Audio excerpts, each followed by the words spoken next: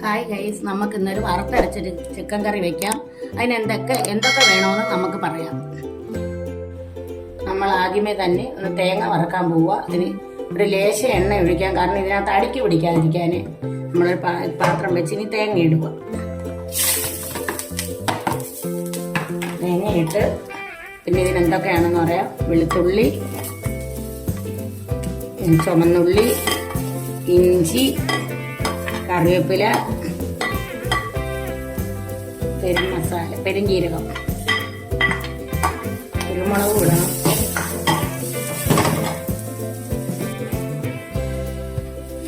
നമുക്ക് കുറച്ച് കുരുമുളക് കൂടി ഇടാം വറക്കാനായിട്ട്.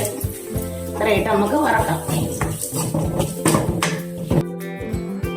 നമ്മൾ തേങ്ങ വറുത്ത് വെച്ച് ഇതിനകത്ത് പിന്നെ നമ്മൾ ആഡ് ചെയ്തത് 1 സ്പൂൺ മുളക് പൊടി, 1 സ്പൂൺ മല്ലിപ്പൊടി, ലേശം ഉലുവാപ്പൊടി, പിന്നെ ഒരു ലേശം മഞ്ഞപ്പൊടിയും കൊണ്ടിട്ട് നമ്മൾ ഇളക്കി വെച്ചേക്കുവാണ്. ഈ വറുത്ത് വെച്ച എല്ലാം കൂടെ നമുക്ക് അരച്ച് വെക്കാം.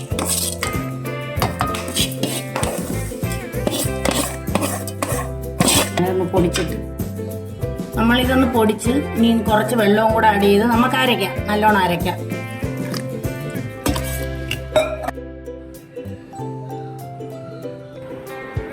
കറച്ചിട്ട് ചൂടാക്കി വെളിച്ചെണ്ണ ഒഴിക്കാം.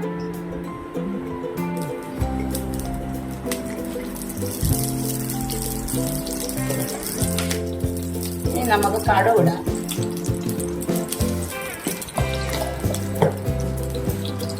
ഇനി ഉണക്കമുളക് ഇടാം.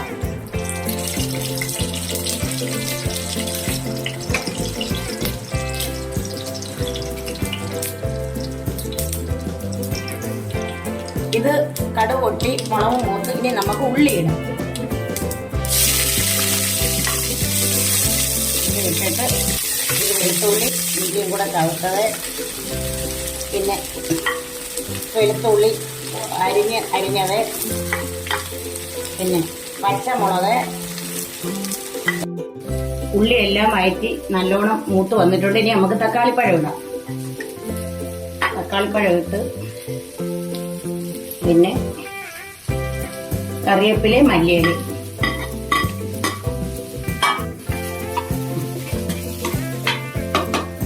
തക്കാളി ഒന്ന് മൂത്ത് നമുക്ക് ഇതിനകത്ത് ചിക്കൻ ഇടാം. ഒരു 400 ഗ്രാം ചിക്കനാണ്. ഇട്ട് ഇളക്കാം.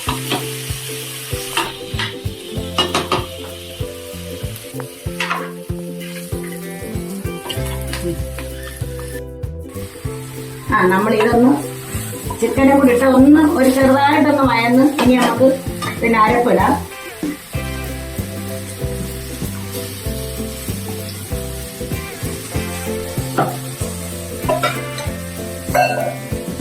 നമ്മളിച്ചിരി ഈ മിക്സിയിലെ അരപ്പിരിപ്പുണ്ടായിരുന്നു, അത് വെള്ളം ഒന്നതൊന്ന് കലക്കി ഇതിനകത്തോട്ട് ഒഴിക്കുക.